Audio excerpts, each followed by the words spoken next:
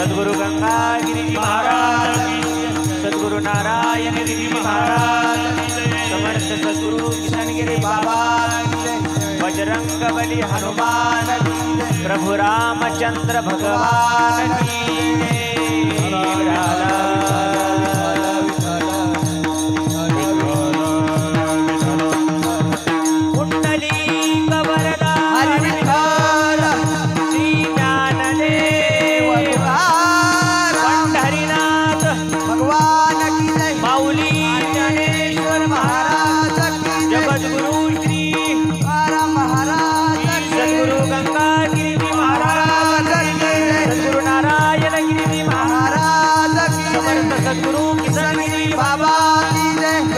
भगवान की बजरंग बली हनुमान की जय। विठाला विठाला विठाला विठाला विठाला विठाला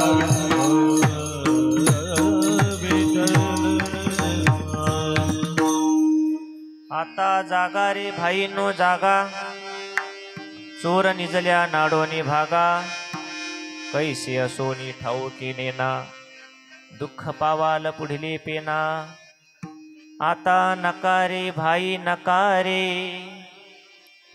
आहे गाठी ती लुटवू लोकारे आता जागा रे भाई नो जागा चोर निजल्या नाडोनी भागा तुका म्हणे काच्या घाये कारे जाणो नी न धरा भय आता जागा रे भाई नो जागा चोर निजल्या नाडोनी भागा अजम रुक्मिणी प्राण संजीवनंत परम धाम कैवल्यमेकं तुरीयं प्रसन्नं प्रपन्नार्ति हरदेव देवं परब्रह्मलिंगं भजे पांडुरंगं पांडुरंगा करू प्रथम नमन दुसरे चरणा संतांचिया त्यांच्या कृपादाने कथेचा विस्तारू बाबाजी सद्गुरु दास तुका ओम नमो ज्ञानेश्वरा करुणा करा दयाळा तुमचा अनुग्रह लादलो पावन झालो चराचरी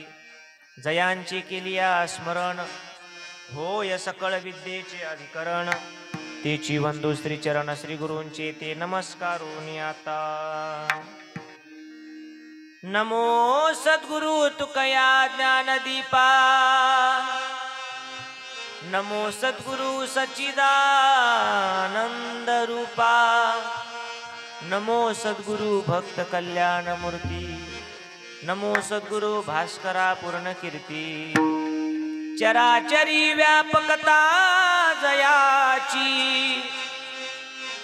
अखंड भेटी मजला तयाची परमपदी संगम पूर्ण झाला विसरू कसा मी गुरुपादुकाला आता कसा हा उपकार फेडू हा देह ओवाळूनी दूर सोडू म्या एक भावे प्रणिपात केला विसरू कसा मी गुरुपादुकाला तपो ज्ञान वैराग्य भक्ति स्वरूपम सदालंकृतं साधु संन्यास योगम मुखेश वेदांत शास्त्रार्थ नीतिम नमो नारायण गिरिं ब्रह्म स्वरूपम अवतार केला शबरी कुळाशी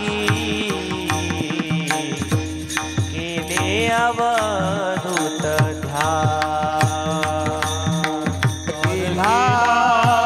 शबरी कुळाशी केले अवधूत भाद्रपद षष्ठी पुण्य दिवशी प्रगटले योगी महा भाद्रपद षष्ठी पुण्य दिवशी प्रगटले योगी महा भाद्रपद षष्ठी पुण्य दिवशी प्रगटले योगी महा भाद्रपद षष्ठी पुण्य दिवशी प्रगटले योगी महा धन्य झालो तव गुण गाता किसनगिरी बाबा धन्य झालो तव गुण गाता किसनगिरी देवा ओ धन्य झालो तव गुण गाता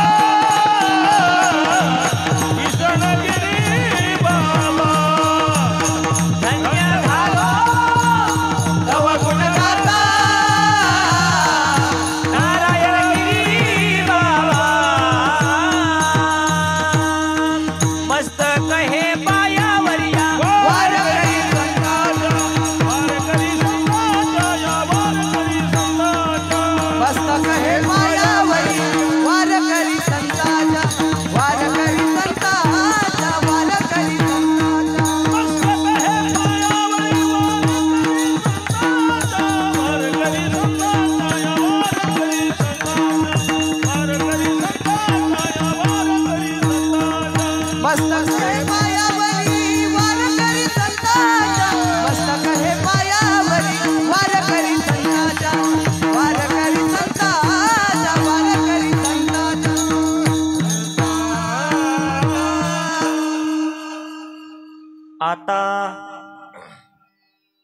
आता जागा रे भाईनो जागा रे चोर निजल्या नाडोनी भागा आता जागा रे भाई जागा रे चोर निजल्या नाडोनी भागा प्रस्तुत प्राप्त प्रसंगी कीर्तन रूपी सेवेकरता प्रस्तुत केलेला गायलेला अभंग महान भगवत भक्त देवमान्य संतमान्य जगमान्य हिंदू हृदय सम्राट वारकरी संप्रदायाच्या कलशस्थानी शोभणारे श्रीमंत श्री जगद्गुरु तुकाराम महाराज यांचा उपदेश प्रकरणातील समस्त मानव जातीला एक विशिष्ट प्रकारची जागृती देणारा हा अभंग आहे. तुकोबाराय तुमच्या आमच्या दारात 400-450 वर्षापूर्वी महाराज आपल्या दारात आलेत. घराघरात आलेत, प्रत्येकाच्या दारात आलेत. मनापर्यंत येऊन तुकोबाराय म्हणतात, आता जागा रे भाई नो जागा. मी एक संत आहे, संत कुळातला आहे, परब्रह्माचा अवतार आहे, म्हणून तरी माझं ऐकू नका. पण कमीत कमी तुमच्या घरातला एक सदस्य म्हणून मी तुमच्या समोर काहीतरी बोलण्याचा प्रयत्न करणार आहे. भावाच्या नात्यानं का होईना तुम्ही माझं त्या ठिकाणी ऐकून घ्या. भावाचं नातं, पवित्र नातं महाराज आपल्याबरोबर या अभंगामध्ये जोडतात. काय म्हणणं आहे महाराज तुमचं भावाच्या नात्यानं? तुकोबाराय सांगतात, फार काळ झोपत बसू नका, कर्तव्याच्या ठिकाणी जागे राहा. झोपणं म्हणजे फक्त संध्याकाळी झोपणं नाही. एखादा जर कर्तव्य विसरला तर त्यालाही महाराज त्या ठिकाणी जागं करतात. कर्तव्याच्या ठिकाणी जागृती आहे, कर्माच्या ठिकाणी जागृती आहे. पण आजच्या या अभंगामध्ये तुकोबाराय आपल्याला मरणाच्या ठिकाणी जागृती देतात की मरणाच्या ठिकाणी जागं राहा. का जागा राहायचं महाराज? भीती घालून सांगतात की तुमच्यावर एक चोर टपून बसलेला आहे. चोर निजल्या, सध्याला तो झोपलाय पण तुमच्यावर टपून बसलाय. अनेक दिवसापासून, ज्या दिवशी तुमचा जन्म झाला लोणीमध्ये पीएमटीला, तुमच्या घरात, गावात, खळ्यात, मामाच्या गावाला ज्या दिवशी तुमचा जन्म झाला त्या दिवसापासून तो चोर तुमच्यावर टपून बसलाय. महाराज कोण आहे तो चोर? या अभंगात तुकाराम महाराज यमदेवाला चोर म्हणतात, म्हणजे काळाला. कारण चोराची सगळी लक्षणं महाराजांना त्या यमदेवामध्ये दिसलेत. आणि तुकाराम महाराजांसारखी चाचणी आजपर्यंत कुणाला जमली नाही. पारख ओळखलं तुकाराम महाराजांनी त्या चोराला. महाराज म्हणतात मीही त्याला आपल्या ग्रामीण भाषेत चुकांडा देऊन पुढून गेलो, हुलकी मारून पुढे निघून गेलो. तुम्ही तसंच करा. निजलाय ना तो, तोपर्यंत त्याच्यापासून समोर निघून जा. चोर निजल्या नाडोनी भागा. कारण पुढचा चक्कर जो आपला या मृत्यू लोकात येईल तो माणूस म्हणून येईल की जनावर म्हणून येईल की दगड म्हणून येईल माहीत नाही. मग नंतर पश्चाताप करण्यापेक्षा आता जागा रे भाई जागा रे. दुसऱ्यांदा परत भाऊ म्हणून तुकोबराय म्हणतात, आता नकारे भाई नकारे, आहे गाठी ते लुटवू लोकारे. गाठी म्हणजे धन, नरदेहरूपी धन फुकट त्या चोराच्या ताब्यात देऊ नका. असं जर तुम्ही जीवन जगले तर कुणालाच घाबरून राहण्याची गरज नाही. जीवन जगत असताना स्वच्छंद मोकळ्या मनाने जगा. फक्त एकाच्या भीतीत राहते, म्हणजे कर्माच्या. माणसानं आपल्या कर्माला घाबरलं पाहिजे. कारण एक दिवस तुमचं आमचं कर्म तुम्हाला आम्हाला आरसा घेऊन त्या ठिकाणी कुठेतरी भेटणार आहे की हे बघ बाबा, हा बघ आरसा. म्हणजे काय? हे बघ तुझं भूतकाळातलं कर्म, तुझं जे काय. आणि आपलं कर्म ज्यावेळेस आपल्याला आरसा दाखवतंय, आपला चेहरा दाखवतंय, त्यावेळेस आपल्याला लाज वाटू नये, पश्चाताप होऊ नये म्हणून ते कर्म आपल्याला त्या ठिकाणी चांगलं करण्याकरता साधू संतांनी जागा केलंय. पाप करू नका. जीवनात जर घाबरायचंच असेल तर फक्त आपल्या पापाला, आपल्या वाईट कामाला घाबरा. कोणाला घाबरण्याची गरज नाही. परमपूजनीय वैकुंठवासी ब्रह्मलीन सद्गुरू नारायणगिरीजी बाबा नेहमी एक वाक्य सांगायचे की माणसाने कुणाला भ्यावं. तुम्ही सर्व त्यांच्या सानिध्यामध्ये राहिलेली माणसे भाग्यवान आहे. मी तुमच्या समोर 2 शब्द बोलतोय. पण बाबा नेहमी म्हणायचे की माणसानं कुणाला घाबरावं. ते म्हणायचे माणसाने पापाला भ्यावं, म्हणजे पाप कर्माला भ्यावं. माणसाने पापाला भ्यावं, मग कुणाच्या बापालाही भिवू नये. विठ्ठल विठ्ठल विठ्ठल.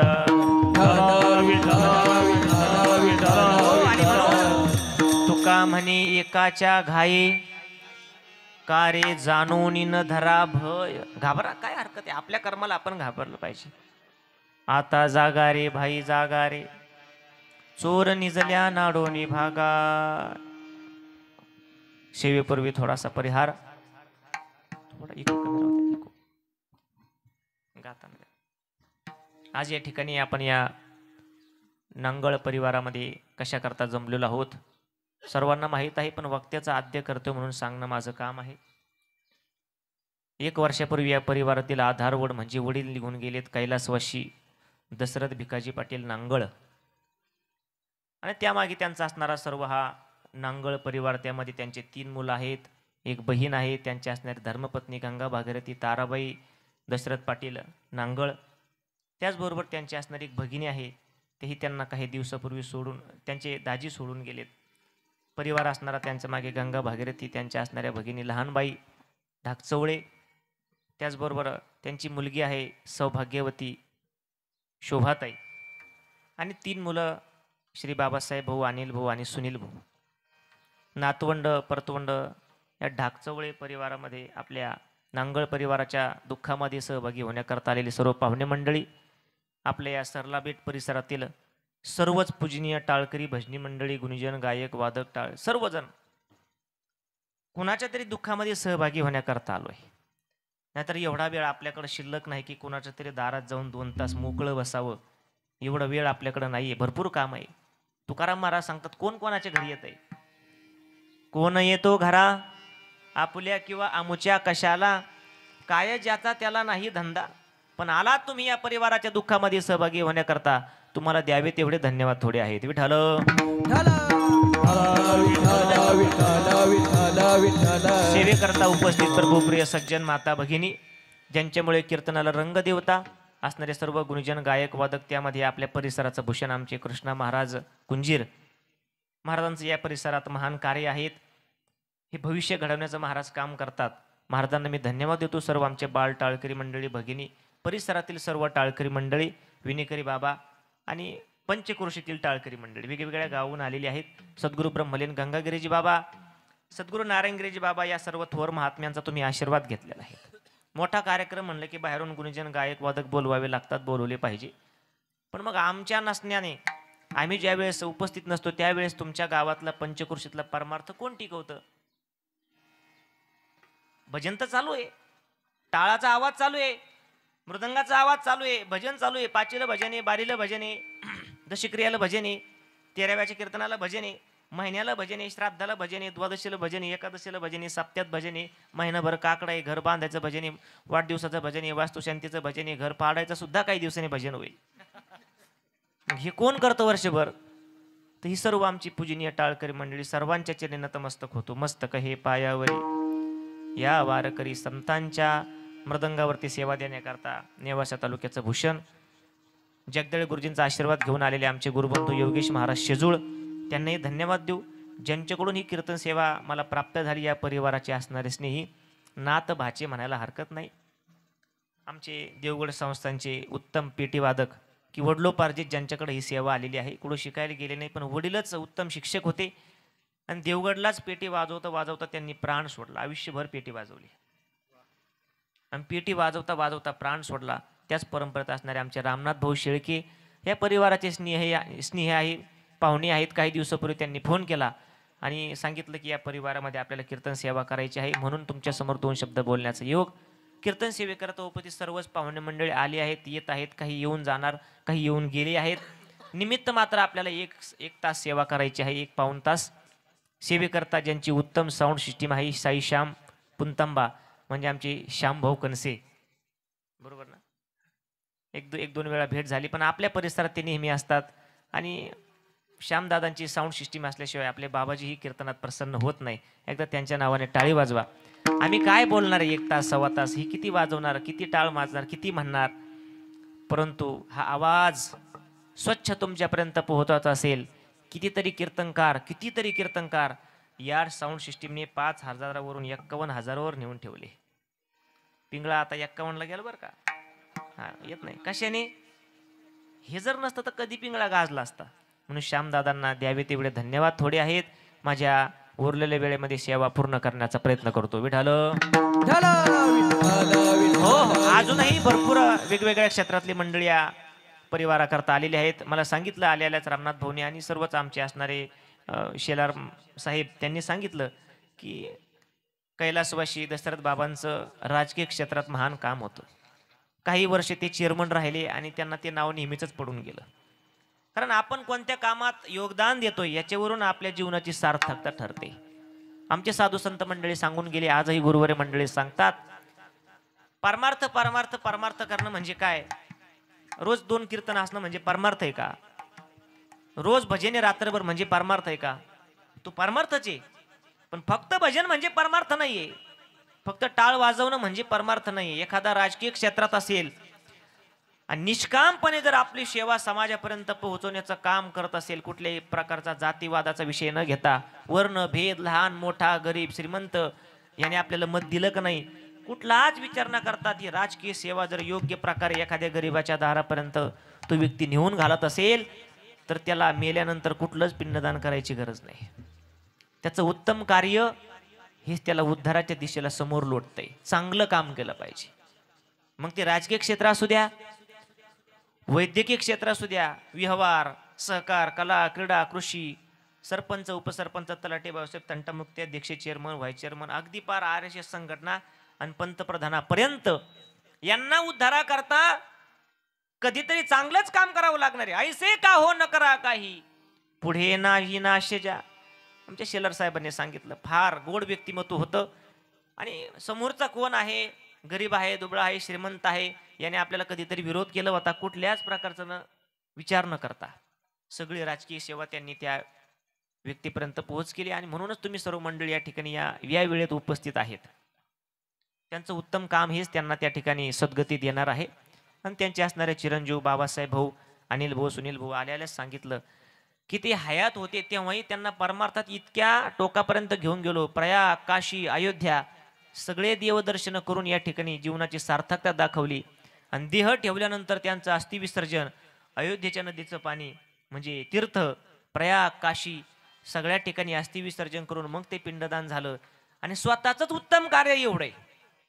आपण गेल्यानंतर, आपण मेल्यानंतर आपले मुलं बाळ आपला उद्धार करतील यात संशय नाही. पण 1% संशय घेतला तो करेल नाही करेल तो भाग पुढचा. पण साधू संत मंडळी सांगतात, सांगून गेलेत की स्वतःच असं जीवन जगा की आपल्या उद्धाराकरता आपल्या मुलाला पत्र्यावर भात फेकण्याची वेळ येऊ नये.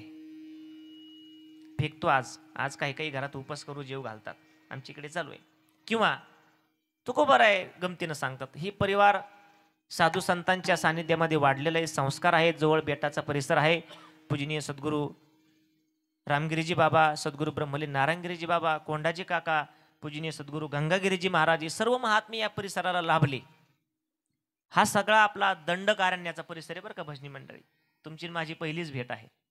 आपला परिसर गोदा काठ म्हणलं की सद्गुरू ब्रह्मलीन नारायणगिरीजी बाबा नेहमी म्हणायचे, गोदा तटे निर्मळे देव देवतांची राऊळे, संत महंत मेळे दिवस जाय सुखाचा. गोदाचा काठ म्हणलं, गंगेचा काठ म्हणलं की महादेवाची देवस्थानं, साधू संतांचे आश्रम बाबा नेहमी म्हणायचे. आपला उद्धार आपण करावा यात संशय नाही की मुलं करतील, काय हरकत नाही. पण आपल्या उद्धाराकरता आपण प्रयत्न करावा. मुलं पुढं करतील नाही करतील तो त्यांचा विषय राहिला. तुकोबराय सुद्धा सांगतात, स्वतःच असं काहीतरी कर्म करा. आपुली आपण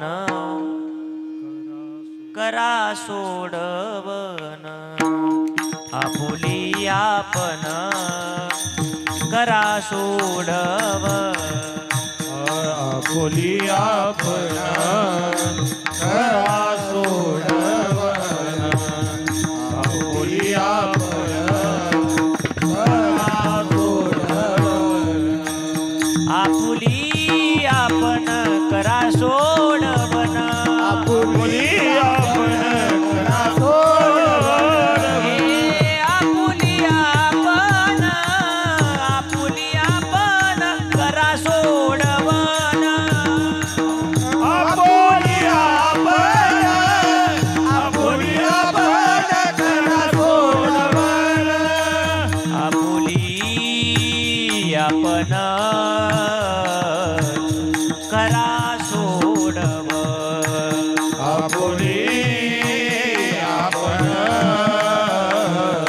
करा सोडवन, संसार बंधन तोडावे गी तोडावे, संसार बंधन तोडावे गे, तोडावे गे, आपुली आपण करा सोडवन, आपुली आपण करा सोडवन, आपण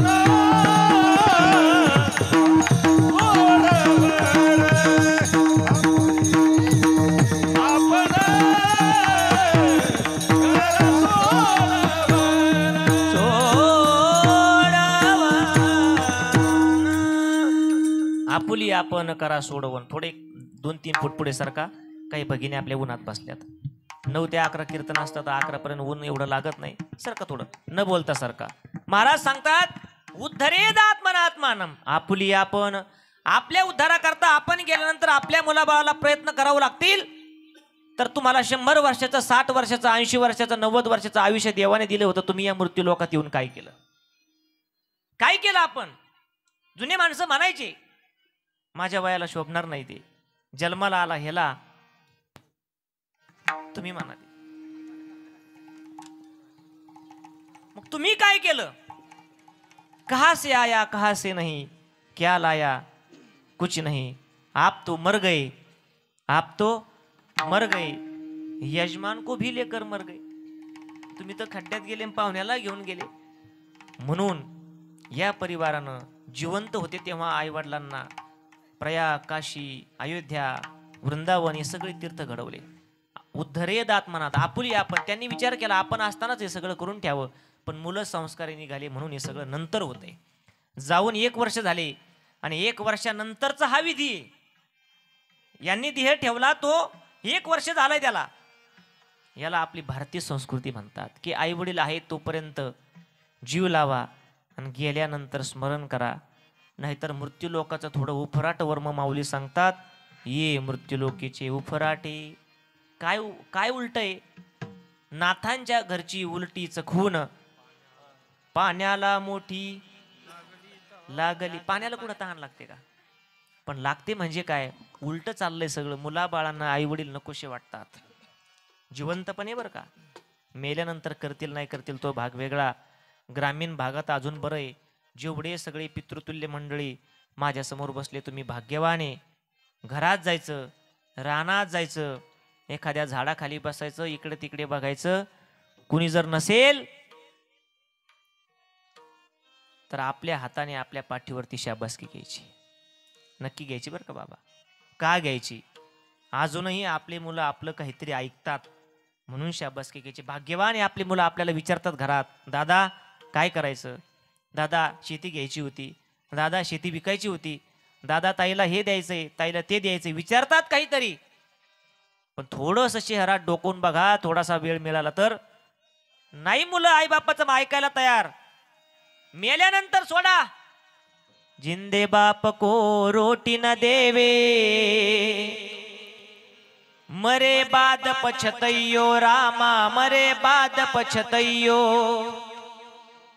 मुठ भर चावल धाबे धर के, मुठ भर चावल धाबे धर के, कौवा बाप भुलयो रामा, भजन बिना कैसी धरियो अनाड़ी दुनिया. अरे पश्चाताप करतात मुलं मायबाप गेल्यानंतर. आहे तोपर्यंत सेवा करत नाही. काय म्हणतात कबीर महाराज? जिंदे बाप को रोटी न देवे. आणि गेल्यानंतर रडत बसायचं. मग नाही त्या तीर्थक्षेत्रावर जाऊन पितृदोष लागल्यानंतर पिंडदान करून यायचं. कबीर महाराज सांगतात काय मूर्ख दुनिया आहे, अनाडी दुनिया. उद्धारा करता पत्र्यावर भात फेकायचा आणि आपल्या गेलेल्या वडिलांना पितृतुल्य देवा समान बापाला नैवेद्य खाण्याकरता बोलवायचं. कोणाच्या रूपात? हा, कावळ्याच्या रूपात. बरं बोलवताना दादा म्हणावं लागतं का? आप्पा म्हणावं लागतं का? पप्पा म्हणावं लागतं का? मग तुम्ही सगळे कुंभातून नाही आले ना? माहिती, प्रत्येकाला माहिती. ज्याचा बाप गेला त्याला पितृपाठात नैवेद्य द्यावा लागतो, ज्याचा जिवंत आहे त्याला नाही द्यावा लागतो. पाव पाव काव काव म्हणायचं, कावळा येतो आणि मग नैवेद्य खातो. महाराज सांगतात काय अज्ञानी माणसं आहे. सरपंच असू द्या किंवा पंतप्रधान असू द्या, या मृत्यू लोकात त्याला उद्धारा करता भजनाचाच मार्ग धरावा लागेल, त्याशिवाय अमर नाही होता येत. जिंदे बाप को रोटी ना देवे. जुनी लोक म्हणायचे माझा अधिकार कमी पडतोय. काय म्हण होती? जिवंतपणे मुलं नाही. आणि मग मेल्यानंतर पश्चाताप करायचा आणि सगळं गाव जेव घालायचं. शहरातलं सांगतो बरं का, आपल्याकडे संस्कृती टिकते अजून आहेत, पण जिवंतपणे खाऊ घालायचं नाही. काय म्हण होती? तुकोबऱ्या सांगतात जित्या नाही अन्न, मेल्यावरी पिंडदान. त्याला म्हण आहे बघा एक. म्हातारं तरसलं ताकाला आणि लाडू घातले फक्त लोकाला नाही, महाराज लोकाला. नंतर करण्यापेक्षा महाराज सांगतात आहे तोपर्यंत तीर्थयात्रा, आईवडिलाची सेवा, देशसेवा, धर्मसेवा, ग्रंथसेवा, स्वतःचा उद्धार स्वतः करून घ्या. कारण या मृत्यू लोकात एकमेव हॉटलाईन म्हणजे समृद्धी महामार्ग उद्धाराचा तो असेल ती म्हणजे आपलं कर्म. विठ्ठल जसं कर्म असेल तसं आपल्याला त्या ठिकाणी गती मिळते. वाईट कर्म वाईट गती, चांगलं कर्म चांगली गती. राजा दशरथ या मृत्यू लोकात एक महान राजा होऊन गेले. मरताना बापाची इच्छा असते की मरताना आपल्या मुलाची मांडी आपल्याला मिळावी. काय वाईट केलं राजा दशरथानं? मुलाचीच मांडीची अपेक्षा केली होती ना. पण कर्म जर चुकलं तर ज्या वेळेस ती वशिला कर्म त्या ठिकाणी येतं ना आपल्या दारात मोजणी करण्याकरता, काय तुझा काय इतिहास आहे, त्यावेळेस वशिला चालत नाही दारात कर्माची. इच्छा केली होती राजा दशरथानं मरताना मला मुलाच्या मांडीवर मरण यावं, पण मुलं नव्हते. कालांतराने एक इतिहास घडला, एक अपघात घडला. श्रावण बाळाला बाण लागला आणि मरताने श्रावण बाळाच्या बापाने शाप दिला, राजा तुला मुलं आहेत का? नाही. होतील तुला मुलं, पण मरताना एकही तुझ्या जवळ राहणार नाही. ज्या वेळेस प्रभू रामचंद्र वनवासात निघून गेले, राजा दशरथ चारही मुलांच्या नावाने मोठ्यानं वियोगानं ओरडतात, हे रामा रघुनंदना रघुनंदना रामा. ज्या देवाला द्रौपदी आईचा बहिणीचा आवाज एका क्षणात जातोय, त्या देवाला आपल्या बापाचा आवाज गेला नसेल? गेला. पण कर्म मध्ये आला की देवही त्या ठिकाणी काही करू शकत नाही. तुका म्हणे कर्मलेखा देवादिका चुकेना. नाही, एकही मुलगा नव्हता, चौघे पुत्र त्या दशरथा. अंतकाळी एकही नव्हता, पण कर्म जर चांगलं असेल तर बाप नसतानाही आणि मुलगा नसतानाही गिधाडाला म्हणजे जटायूला मरताना जगाच्या मालकाची प्रभू रामचंद्रांची मांडी मिळते वनवासात. का मिळाली मांडी? सीतेचं हरण झालं. हा सगळा रामायणाचा परिसर आहे. सीतेचं हरण झालं, चोरी झाली, रावणाने चोरी केली. आकाश मार्गाने जात असताना गिधाडाने म्हणे जटायूने बघितलं, कुणीतरी आपल्या भारतीय स्त्रीची चोरी करून चाललंय, अडवलं पाहिजे, नाहीतर कालांतराने आपल्या या गिधाड जातीला कुणी चांगलं म्हणणार नाही म्हणणार. जनावराला सुद्धा कळत होतं की चांगल्या कामाने लोक चांगलं म्हणतात. पण आज काही काही माणसं गिधाडासारखी होऊन जनावरासारखी कामं करू लागलीत. याच भारतात राहून दुसऱ्याचे गुणगान गातात. काय गरज आहे? 5 वर्षाच्या मुलीवरती अत्याचार व्हावा आणि 6 वर्षाची मुलगी गर्भीण व्हावी, यापेक्षा वाईट कर्म कोणतंही? कसं तुम्ही तुमचा चेहरा त्या आरशात बघणार कर्माच्या की हे कर्म आपलंय? डोळे सुद्धा उघडणार नाही तुम्ही. पण कर्म चांगलं असेल, जटायूने विचार केला त्या स्त्रीला वाचवलं पाहिजे. आडवा झाला तो गिधाड. कुणाला? रावणाच्या विमानाला. ए थांब, सोडून द्यावा लागेल तुला. रावण तयार होत नाही. रावण म्हणला माझ्याबरोबर तुला युद्ध करावं लागेल. जटायू ही राम भक्तच होता, युद्ध करायला तयार झाला. बऱ्याच वेळ युद्ध चाललं, कुणी हारायला तयार नाही. शेवटी माघार घेतली रावणानं, कपट केलं. धन्य म्हणले तुझी गुरु, मी तुला मारू शकत नाही, पण आता चाललोय, माफ कर, सीतेला सोडतो, तू तुझं मरण सांग, मी माझं मरण सांगतो. जुने लोक शब्दाला जागत होते. जटायू म्हणला महाराज माझं मरण माझ्या पंखामध्ये, माझे पंख छाटले तर मला लढता येत नाही, मी मरतो म्हणले. महाराज तुमचं मरण कशात आहे? रावणाने सांगितलं माझं मरण माझ्या डाव्या पायाच्या अंगठ्यामध्ये. कर्म बघा बरं का, कर्म. का मांडी मिळाली? जी मांडी राजा दशरथाला मिळत नाही ती जनावराला मिळते मरताना. रावणाने कपट केलं, खोटं बोलला, माझं मरण अंगठ्यात आहे. जटायूने अंगठा छाटला, रावणाला काही झालं नाही. रावणाने जटायूचे दोन्ही पंख छाटले, रक्तबंबाळ झाला, जटायू खाली पडला, रावणाचं विमान निघून गेलं. थोड्या वेळाने लक्ष्मण आणि रामचंद्र पत्नीचा शोध घेत त्या ठिकाणी आली, सीतामाईचा शोध घेत घेत. रक्तबंबाळ झालेला एक जनावर बघितला लांबून जगाच्या मालकाने, आणि जगाच्या मालकाला सुद्धा पत्नीच्या वियोगात भ्रम झाला की या जनावराने माझ्या सीतेला खाल्लेलं असावं. धनुष्य बाण काढला, प्रत्यंच्या ताणली, बाण मारणार. एवढ्यात लक्ष्मण म्हणाले थांबा दादा, हा खाणारा आहे का वाचवणारा एवढं तरी बघू, नाहीतर पाप लागेल आपल्याला, पाप. या सगळ्या गप्पा तो मरणाच्या थारोळ्यात पडलेला, रक्ताच्या थारोळ्यात पडलेला जटायू कान उंच करून ऐकत होता. जगाचे मालक तिथं गेलेत आणि विचारणार कोण, काय बाबा तू? एवढं म्हणेपर्यंत जटायूने सांगितलं मालक मला मारण्याच्या काय गप्पा करताय, मरत्याला कशाला मारता, मी आधीच मरणाच्या थारोळ्यात पडलोय. अरे बाबा कोण तू? मी गिधाड जटायू आहे म्हणले मी. कुणी केले तुझे हे सगळे हाल? तुमच्या धर्मपत्नीचं त्या ठिकाणी हरण झालं. वाचवत असताना मध्ये गेलो पण नाही जिंकू शकलो म्हणले. त्या रावणाने सीतेला पळवून नेलंय. त्यावेळेस माझे हे सगळे हाल झाले. सुधीरजी फडके गोड सांगतात, मरणोन्मुख पुन्हा का मारिसी रघुनाथा. मरणोन्मुख पुन्हा का मारिसी रघुनाथा. अडविता खलाशी पडलो पळविली रावणी सीता. काय मारता मला? जगाच्या मालकाच्या डोळ्यात पाणी आलं. खाली बसली, धनुष्य खाली ठेवला आणि मरणाऱ्या जटायूचं डोकं मान उचलली, स्वतःच्या मांडीवर घेतली. जटायूने प्राण सोडले. विचारा प्रश्न पुराणाला, शास्त्राला. जी मांडी राजा दशरथाला मिळत नाही ती जटायूला का मिळते? असा कसा कर्माचा न्याय? कर्म जर आपण जे पेरलं तेच येतंय. जुने लोक म्हणतात जे पेरलं तेच उगवतंय. केले कर्म झाले ते जी भोग आले. मग इथं कसा न्याय? जी मांडी बापाच्या नावावर होती ती एका जनावराला मिळते, अशी कशी नियती? कवी तर सांगतात की नियतीमध्ये भेद होत नाही. नियती भेद नहीं करती जो लेती है वो देती है. जो बोएगा वो पाएगा, ये जग कर्मों की खेती है. यदि कर्म तेरे पावन है सभी, डूबेगी नहीं तेरी नाव कभी.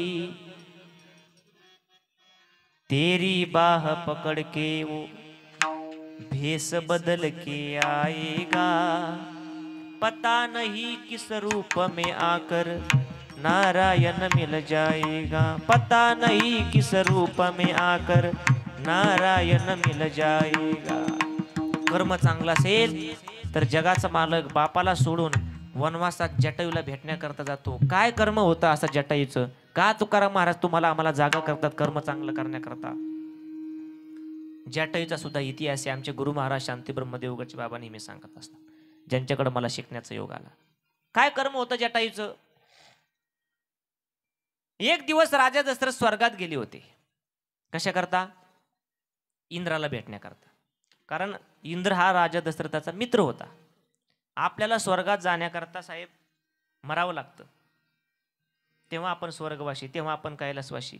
वास्तविक पाहता आपण कुठं गेलो हे आपल्यालाही माहीत नसतं, पण लिहावं लागतं ना गेला असतं. पण राजाला स्वर्गात जाण्याकरता मरावं लागत नव्हतं. एकतर स्वर्गात जाण्याकरता मरावं लागतं किंवा स्वर्गात जाण्याकरता स्वर गात जावं लागतं, म्हणजे भजन म्हणावं लागतं, तेव्हा माणूस स्वर्गात जातोय. राजा दशरथ कधीही स्वर्गात जायचे. कलेक्टर ऑफिसला जर आपला मित्र असेल तर साहेबाला भेटायला अपॉइंटमेंट नाही घ्यावं लागत. मित्र आहे ना तो, तसा इंद्र मित्र होता.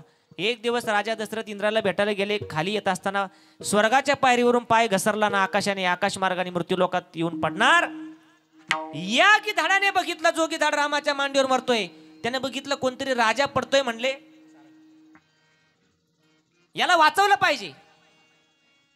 मग पंख पसरले आणि राजा दशरथाला पंखावरती वाचवलं, खाली आणलं. राजा प्रसन्न झाले.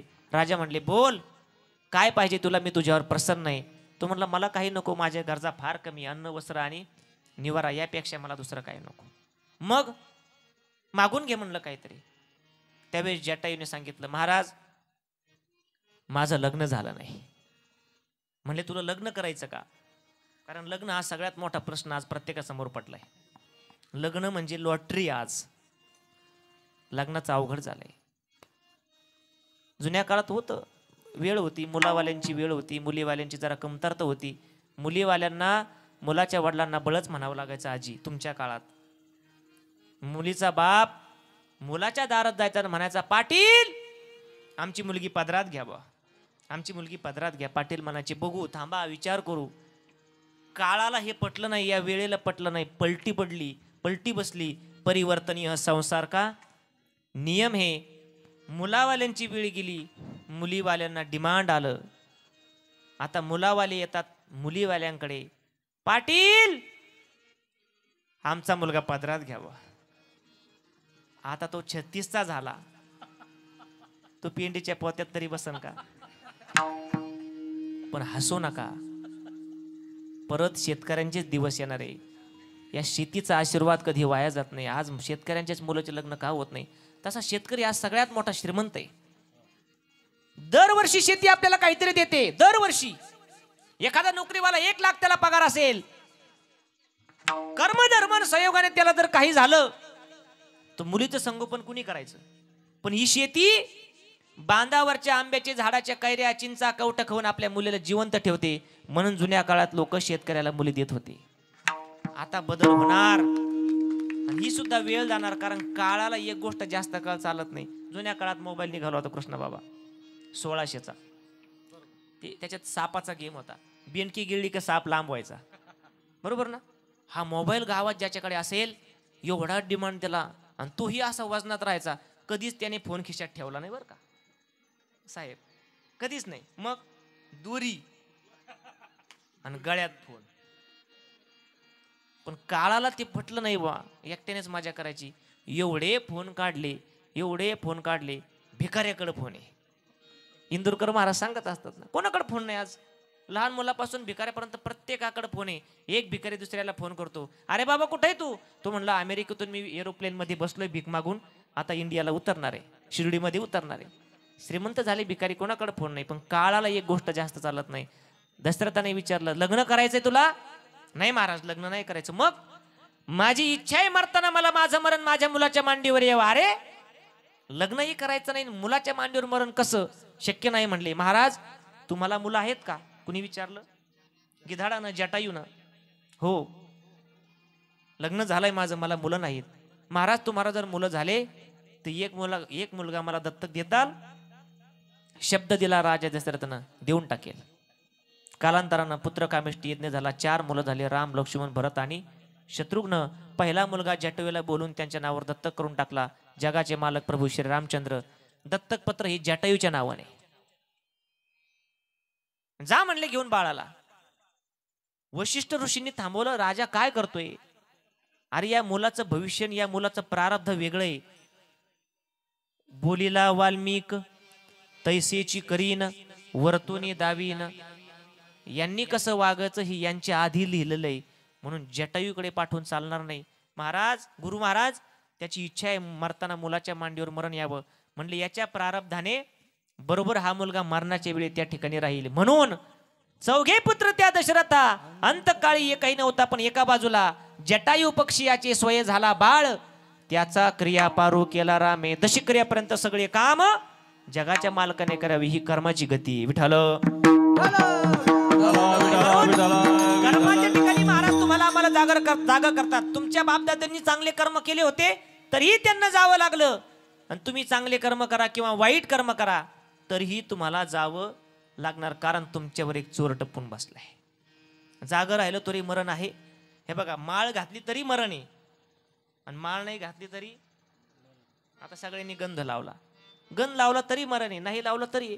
चांगलं वागा, वाईट वागा, लग्न करा, नका करू, माळ घाला, नका घालू, गंध लावा, नका लावू, पंढरपूरला जा, नका जाऊ, दर्शन बारीत लागून 3 दिवस दर्शन घ्या आणि पोलिसापासून उडी मारून दर्शन घ्या, तरी तो चोर टपून बसलाय आपल्यावर. चोर निजल्या नाडोनी भागा. काय करावं लागेल महाराज?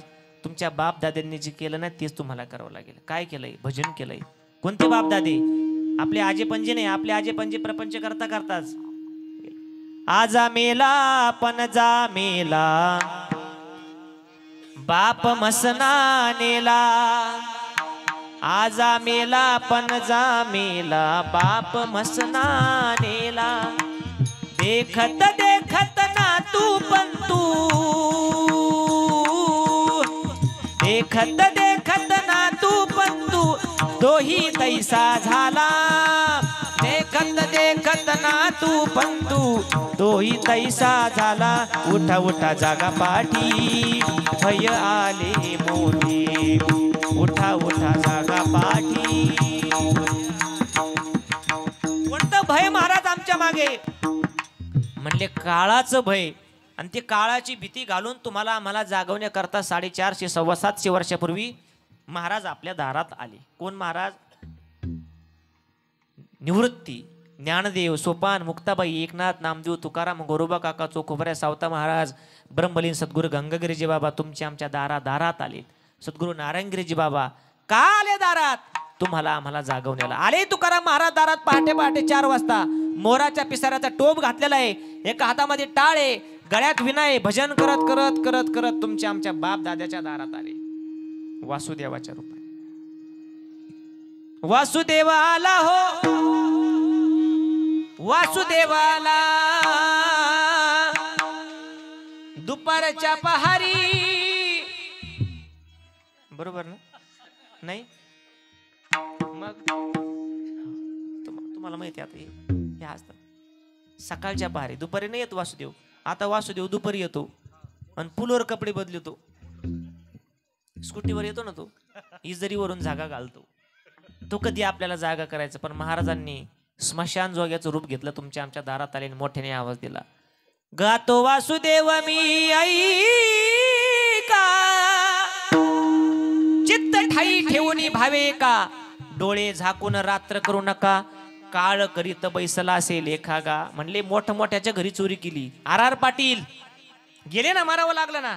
यम टपून बसला होता. गोपीनाथराव मुंडे, विलासराव देशमुख, हिंदू हृदय सम्राट बाळासाहेब ठाकरे मोठमोठ्यांच्या घरी चोरी केली. तुमच्या घरी का येणार नाही? म्हणजे महाराज तुम्ही आमच्या दारात याच्या करते आल्या का? कशा करता? म्हणजे तुम्हाला याच मृत्यूच्या ठिकाणी जागृती देण्याकरता आलोय. जगजोगी जगजोगी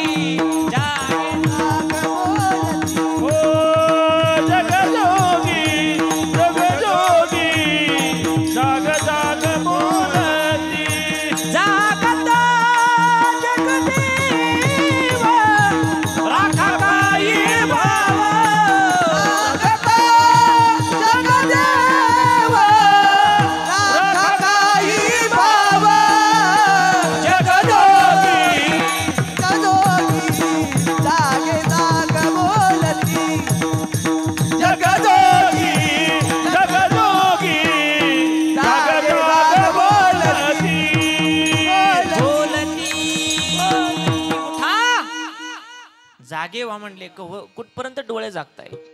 जागवणं एकमेकाला ही तुमची आमची परंपरा आहे. प्रत्येकाला जागवतो आपण. कुणी कर्माच्या ठिकाणी जागवतंय, कुणी चांगलं वागा, कुणी म्हणतात वाईट वागू नको. एखादा मुलगा दारू पिऊन जर आयुष्याची बर्बादी करत असतील तर बाप हात जोडतो त्याला. अरे बाबा आता तरी जाग हो. स्थळ येतात, पाहून निघून जातात, लग्न होत नाही. पण जागा हो म्हणजे झोपेतून उठ असा अर्थ होत. जागा हो म्हणजे थोडं कर्तव्य तुझं स्मरण कर. कशा करता जन्माला आलास, हे सगळं का घडतंय. दारू पिऊन आयुष्याची बर्बादी करण्यापेक्षा या धर्ममंडपामध्ये या माळ घाला. का तुमचा आमचा उद्धार होणार नाही? ही माणसं वेळी का सगळे? कुणी राजकीय क्षेत्रात आहे, कुणी कोणत्या क्षेत्रात, कुणी कोणत्या क्षेत्रात. तरी 2 तास या ठिकाणी या कीर्तन मंडपाची मर्यादा ठेवून बसतात. का वेळे आहे का तुम्ही? तुम्हाला माहिती आहे आपला उद्धार शेताच्या बांधावर नाही, आपला उद्धार या मंडपमध्ये होणार आहे. उद्धाराचा दुसरा मार्ग नाही या मृत्यू लोकांमध्ये. जागवा. तुकडोजी महाराजांसमोरून एक दारू पिलेला माणूस चालला होता. विदर्भातले तुकडोजी महाराज बायकोला फरफटत फरफटत ओढत चालला होता. आणि मुलगा मागे, त्याच्या पायात चपला नाही, अंगात कपडे नाही, फुफाट्यामध्ये पाय तापतात, रडतोय मुलगा. बघितलं तुकडोजी महाराजांनी त्याला. त्या दारू पिणाऱ्याला भावाच्या नात्यानं आवाज दिला, बोलवलं. अरे बाबा का दारू पिऊन स्वतःच्या आयुष्याची बर्बादी करतोय? इकडे जरा थोडं थांब. हे थांब जरा दारूवाल्या,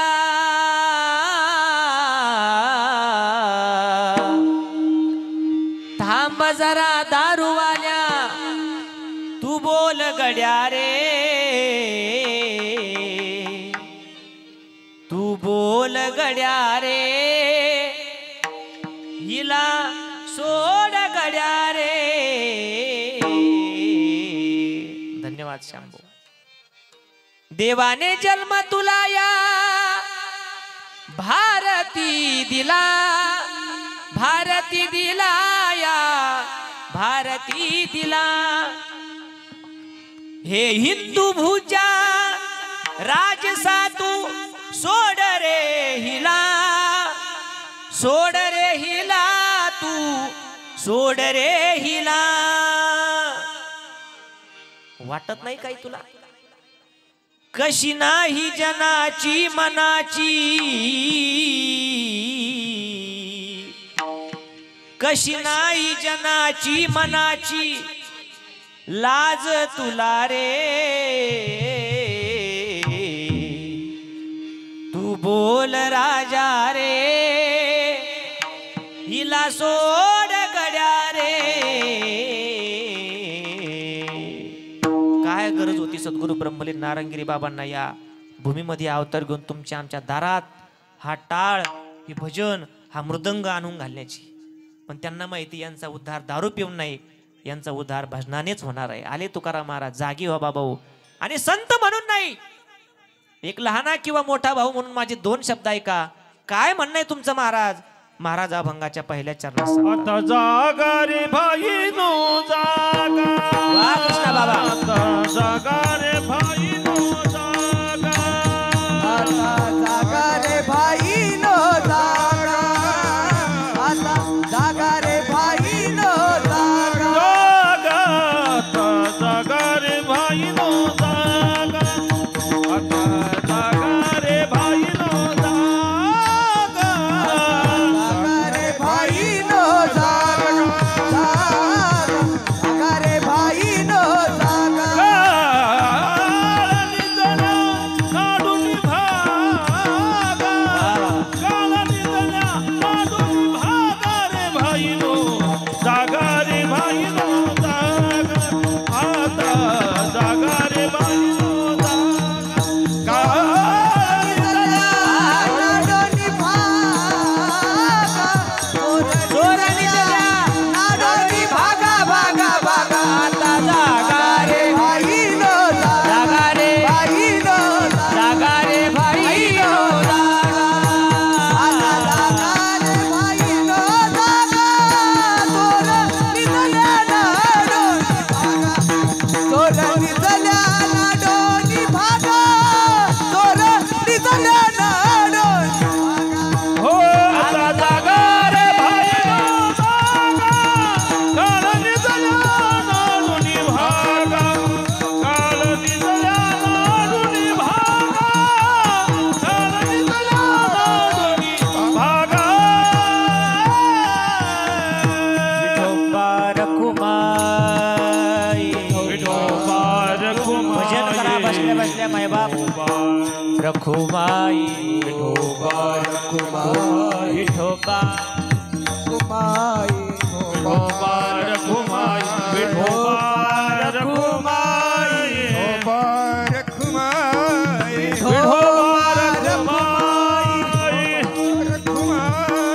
विठोबा रखुमाई, कुमाई विठोबा रखुमाई, कुमाई विठोबा रखुमाई, विठोबा रखुमाई, जय विठोबा रखुमाई, विठोबा रखुमाई, जय विठोबा रखुमाई, जय विठोबा रखुमाई, जय विठोबा रखुमाई, विठोबा कुंडली गोवर्धा हरिढोल श्री नारे. बोला बोला बोला बोला. सद्गुरु गंगागिरी बाबा, सद्गुरु नारायणगिरी महाराज. छत्रपती शिवाजी महाराज, धर्मवीर संभाजी महाराज, बोला रे भाई समर्थ. हो हो. नंतर नंतर फक्त विनय करायला तेवढा एक शाल घाला, बाकीच्यांना नंतर.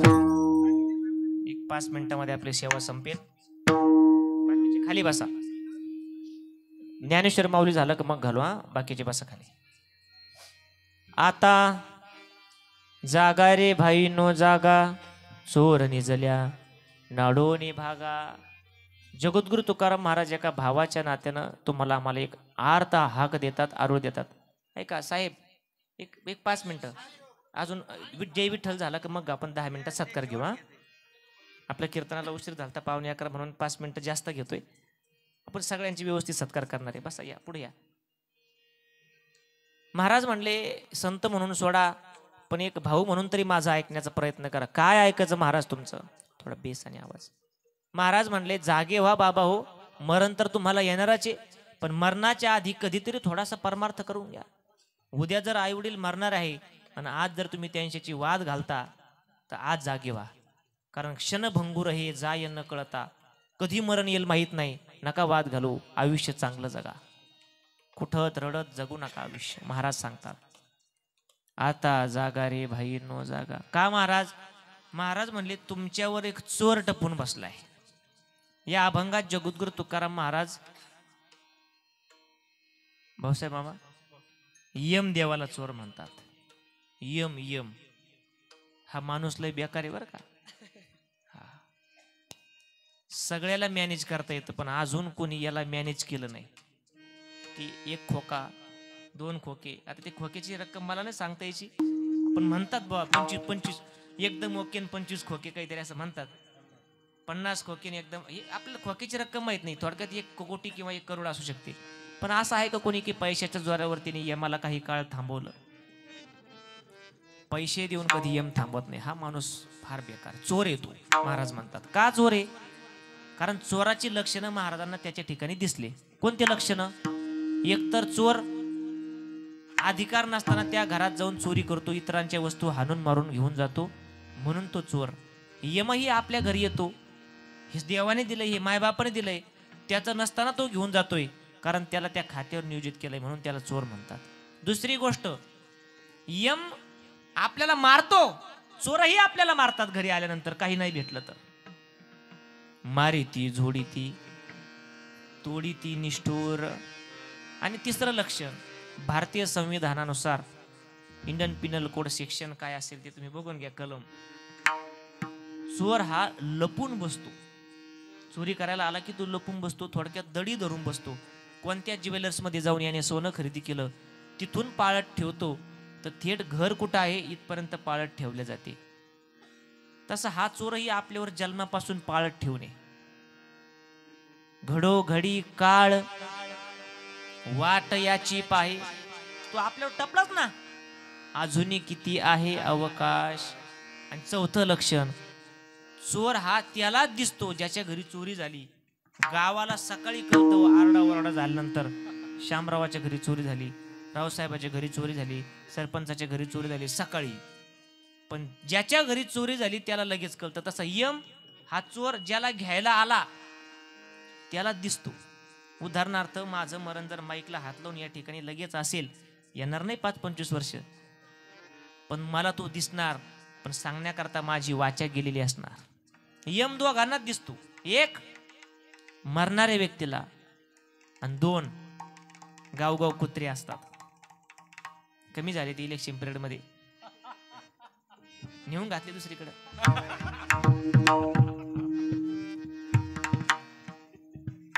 कुत्र्याला एक विशिष्ट प्रकारची शक्ती दिलेली असते.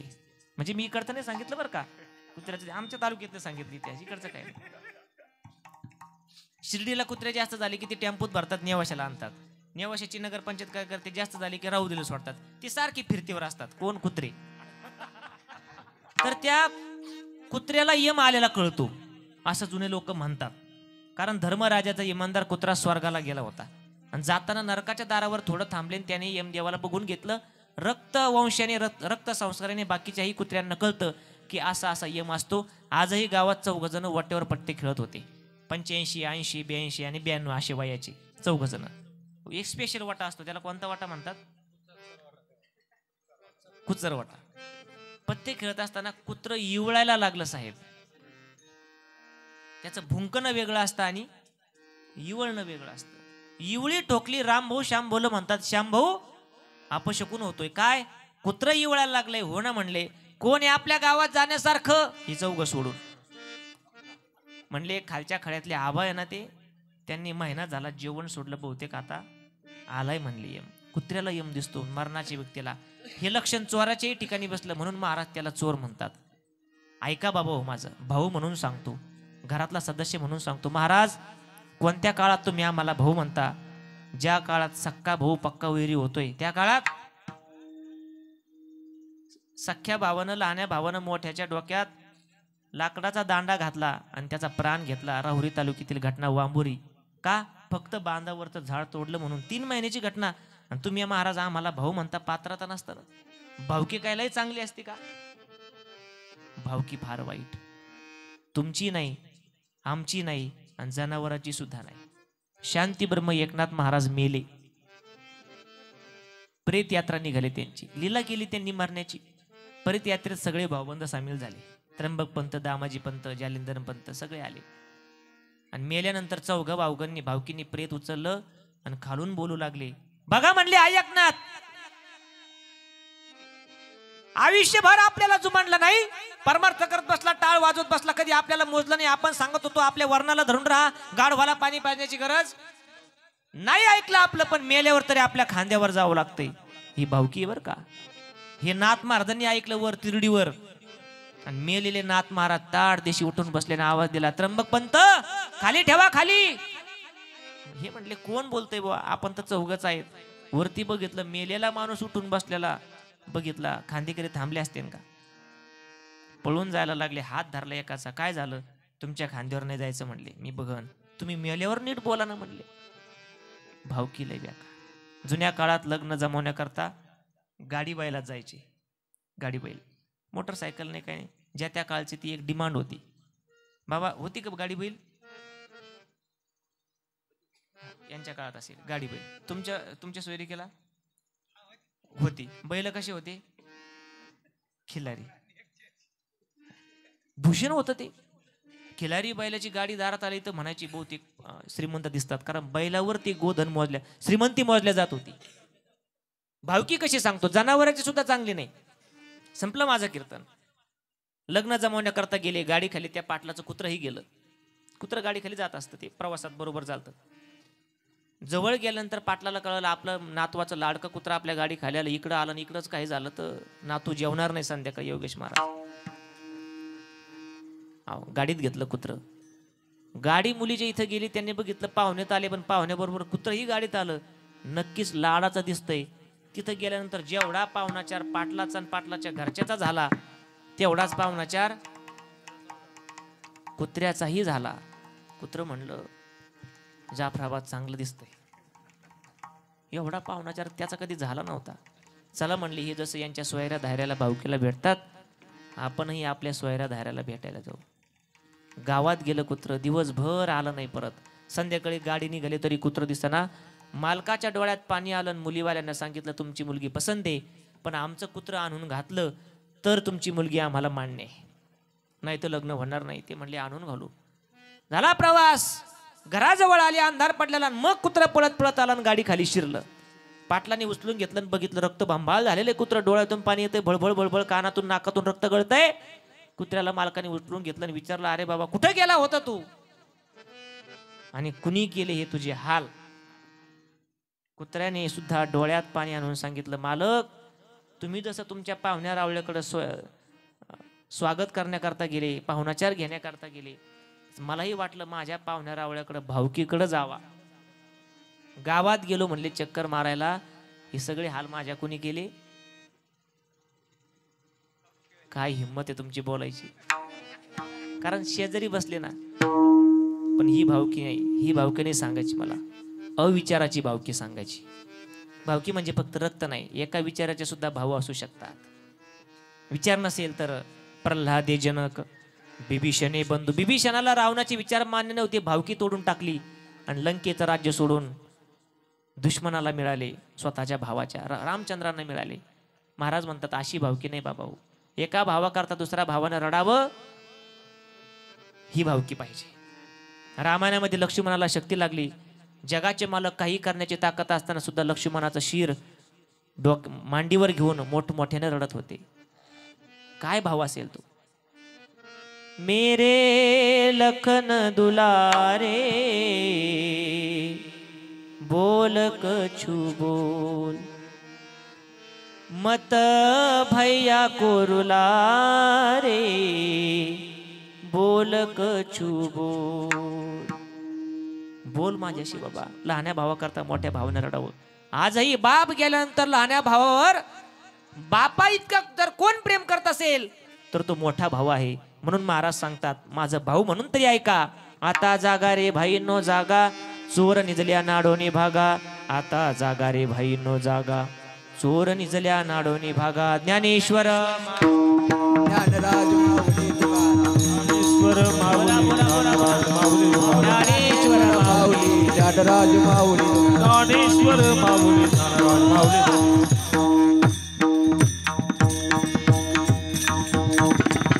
आताच का जागायचं आता हा शब्द चालू वेळ दाखवतो चालू वर्तमान काळ भूतकाळात नाही वर्तमान काळ भविष्य काळात नाही आता जागा रे भाई नो जागा चोर निजल्या कारण पुढचा चक्कर कसा आहे माहित नाही कैसिया सोने ठाऊके नेना दुःख पावाड पुढले पेना आता नकारे भाई नकारे आहे गाठी ते लुटवो लोकारे महाराज सांगतात आहे तोपर्यंतच आई वडिलाची सेवा करून घ्या गेल्यानंतर ही सगळं आपल्याला करावं लागतं ही आपली संस्कृती आपण भारतीय परंपरेत हिंदू संस्कृतीत हिंदू म्हणजे 18 पकड जाती मांग महार चांभार साळी कोळी धनगर ब्राह्मण ही सगळे आपले हिंदूचे आणि या संस्कृतीत जन्माला आलो की आई वडील गेल्यानंतर हे करावं लागतं पण आहे तेव्हाही सेवा करावी लागते या परिवारानं आई वडिलांना जिवंतपणे अयोध्या प्रयाग काशी दाखवली गेल्यानंतर आस्तीही त्या ठिकाणी विसर्जन केल्या यांना आता कोणती तीर्थयात्रा करण्याची गरज नाही बाप निघून गेला घरातला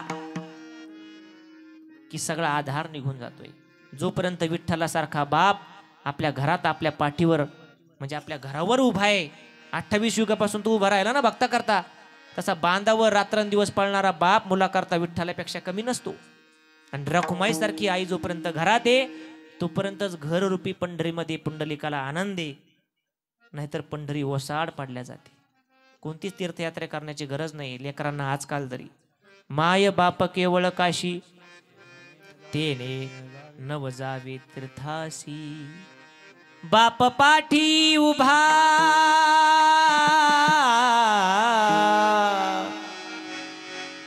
बाप पाठी उभा विठ्ठला सारखा बाबा चेहरा तुझा विठ्ठला सारखा तीर्थ पायाशी सारे गाई तुझ्या तीर्थ पायाशी सारे गाई तुझ्या का करू पंढरी का करू द्वारका आई चेहरा तुझा रखुमाई सारखा तुझ्या पायाशी रमतो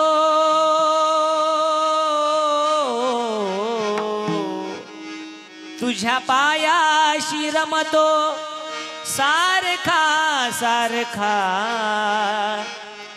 आई चेहरा तुझा रखुमाई सारखा आई तुला परत त्रास देणार नाही मी घरात उद्याचा सूर्य आई बघेल का नाही माहित नाही आजच आईशी गोड व्हा बोल माझ्याशी मार मला पण माझ्यावर रुसू नको आई त्रास देणार नाही गाई तुला त्रास देणार नाही गाई तुला मार तू बोल तू मी तुझा लाडका आई चेहरा तुझा रखुमाई सारखा ही 3 मुलं आहे ना बाळासाहेब भाऊ सुनील भाऊ अनिल भाऊ यांना आपल्या वडिलांच्या उद्धाराकरता दुसरं करण्याची गरज नाही एवढी सेवा आहे त्या घरात राजकीय सेवा सगळी सेवा आहे आणि असं जीवन जगलं तर कुणाच्या भीतीत राहण्याची गरज नाही तुका म्हणे एकाच्या घाई का रे जाणून न धरा भय आता जागा रे भाई नो जागा चोर निजल्या नाडोनी भागा यथामथी यथा अवकाश या नांगळ आम्ही नांगरेन ते नांगळ अळ आणि रचा फरक आहे जोडी चांगली बसली त्याने या परिवारामध्ये एका वडिलाच्या या मृत्यूच्या सोहळ्याच्या निमित्तानं मला कीर्तन सेवा करण्याचा योग आलाय ते आज म्हणत असतील वर काय म्हणायचे यांना घरात दादा अण्णा घरात काय म्हणत होते यांना दादा वरती म्हणत असतील आज त्यांचा पुढचा प्रवास चालू होईल ना म्हणत असतील माझ्या बाळासाहेबानं सुनील अनिल माझी ताई शोभाताई माझी बहीण सगळ्यांनी काय केलं ये आणि याच्याकरताच मी जीवन चांगलं जगलो याजसाठी केला होता अट्टहास शेवटचा दिवस शेवटचा दिवस गोड व्हावा शेवटचा दिवस गोड व्हावा झाला गोड घास घेऊन ते या परिवाराचा निरोप घेणार आहे म्हणून त्या निमित्तानं ही कीर्तन सेवा भजनी मंडळी सर्वांना धन्यवाद देतो यथामती यथावकाश नियोजित वेळेमध्ये कीर्तन सेवा पार पाडण्याचा प्रयत्न एखादा शब्द चुकला असेल अंतकरणाला टोचला असेल वयाला शोभलं नसेल माफ करा जी बरोबर आहे ती सर्व गुरुवर्य परमपूजनी शांती ब्रह्म भास्करगिरीजी बाबा आळंदीचे आमचे गुरुवर्य मंडळी मोठमोठ्यांचं श्रवण करण्याचा योग आला त्यांचा आहे चुकीचं आहे ते माझ्या बुद्धीची दोष समजा मना वाटे तैसी बोलिलो वचने केली धीटपणे सलगी देवा वाणी नाही शुद्ध या ते एक ठाव भक्ती नेने भाव नाही मनी विठ्ठल जय जय विठ्ठल जय विठ्ठल जय जय विठ्ठल बोलिले देवा पुढे महाराज तुम्ही नाही विचारी अधिकार मी आपला महाराज तुम्ही तुका आणि नारीश्वरा राखा बाया पैकी